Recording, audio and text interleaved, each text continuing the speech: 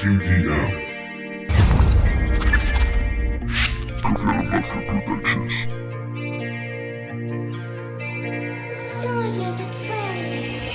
Atrapado por la desolación, viviendo un invierno perpetuo, habitaba en la fría estación del dolor y del miedo.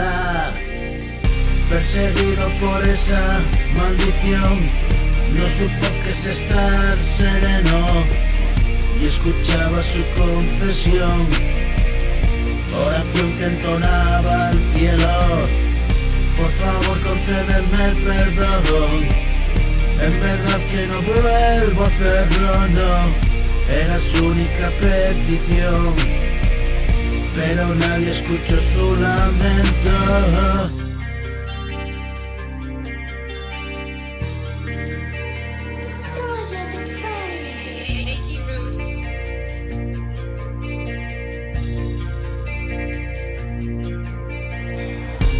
Perdido en esa estación, poco a poco se iba muriendo, olvidado por todos y no soportó tanto sufrimiento, y la vida se quitó una fría noche de enero, y la muerte por fin encontró, y fue algo extraño e incierto.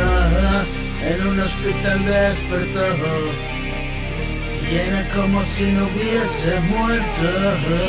Una oportunidad brindada porque aún no era su momento. Hijo mío, está llegando el día, hoy se cumple la profecía. La muerte da paso a la vida, y así fue por los siglos de los siglos. Yo sé que has vivido en agonía, toma la recompensa mía, y la paz eterna le servía, y le abrió las puertas a la vida.